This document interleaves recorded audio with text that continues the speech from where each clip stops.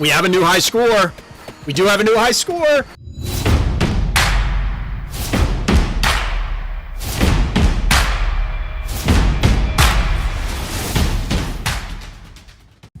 Welcome back, everyone, to Random Thoughts. Jumping into some more Vampire Survivors, and as you can kind of tell pointed the wrong way, up there at the top of the screen, we're a little bit into it. We're just under 5 minutes left in this particular run. It actually started out very strong. We shot up above 20k eliminations, and we hit a bunch of our evolutions, but it's definitely started to slow down in the back half of the game, at the very end of the game. So we're trying to see if we can hit a new high score. The goal here is to try and break 45k. Our previous high score was 44.8, I want to say, somewhere around there. There's another video on the YouTube channel, which should probably be watching right now.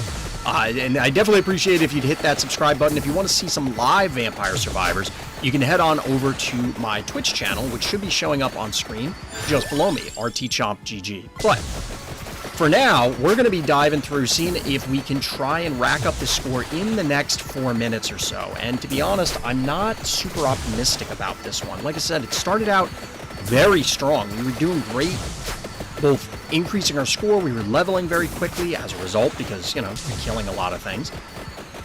But it's slowed down enormously. Although we're seeing some slowdown here also, but that's for a different reason. That's because there's about 70 million things on screen, and we have projectiles everywhere. The one main thing that I think this particular build was lacking is, well, we have the wand upgraded, but we do not have the cooldown reduction to go with it. And I think that would actually help a lot across a number of different weapons here, not just obviously for the missed out evolution, which is something that I do need to verify. I don't know if, aside from the new powers, whether evolving the weapon automatically confers additional damage. Because part of me was thinking, say, Santa Water. It is nice that the Santa Water comes to you, but I don't know if it's that important, especially at this stage in the game. Like, plopping Santa Water out there randomly and having it stay there might be better when you're in these surrounded scenarios, just to have it keep pushing damage. Granted, if it moves, it could track to more enemies, but it could also be moving away from them, as you can kind of see here. It's not staying out there where they are.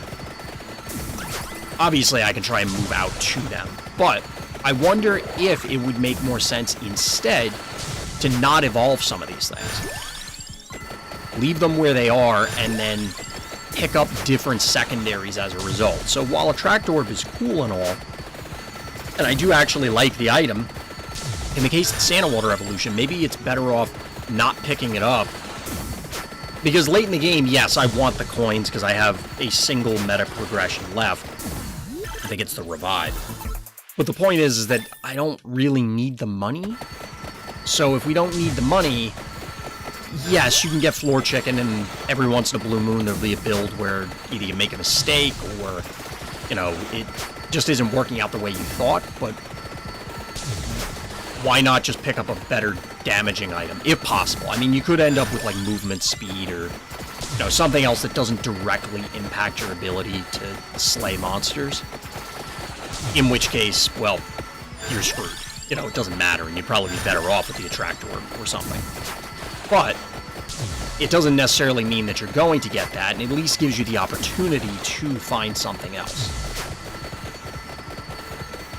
So I'm doubling back here because I'm trying to make an effort to follow the meteors as they go, because they cleave a path through the enemies due to the pass-through, and I'm hoping that this means that it encounters more enemies, and therefore we're getting more kills as things close in behind me. And the Santa Water's also behind me, so we're dragging the things behind me through it. So we have under 2 minutes, and we're at 41k. I don't think, well, we don't have to worry about moving anymore. In fact, it may be a little bit of cause for concern here. These bats are just very, very sturdy. The good news is that the bones are beating the crap out of everything, but it's not quite enough. Yeah, we're not taking things down quickly enough. Now, we could be moving around to get stuff, but now that the Santa water, again, is closing in on us, which maybe here's the scenario where you'd rather have it the way it is. So there might be something to this build. Maybe if I did get the cooldown reduction and we were spamming more bones, we were spamming more lightning, we were spamming more everything, we'd be in better shape. Maybe I should have gotten the Bible and upgraded it to Unholy, or involved it to Unholy Vespers when I had the opportunity. We're seemingly not killing anything in range, because we weren't getting a whole bunch of experience for floor chicken or gold, as it were.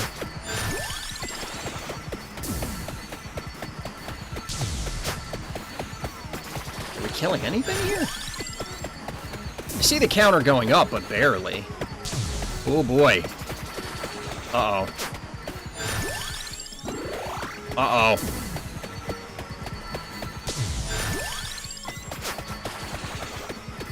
Possibly should have got the floor chicken there. Alright, we'll get one more. There's not much more to this map, this particular run, which is both good and bad. We're not necessarily going to make it through this one. So contrary to me, I guess, not really bad-mouthing the tractor moments ago, but it is definitely helping because we're pulling in stuff that we might not have ordinarily done, thereby keeping us alive. Like, we would have died if we didn't get the floor chicken that we've gotten. We may still die. Are we going to break 45k? It's going to be close. It's going to be very close. We might be able to do this. We have 20 seconds. It kind of depends on whether those swarms of bats come in and we can get just huge swaths of eliminations from that or not. I think, anyway. You know, does it time it with the lightning? Does it time it with the scythe coming out? Maybe we should have got floor chicken there.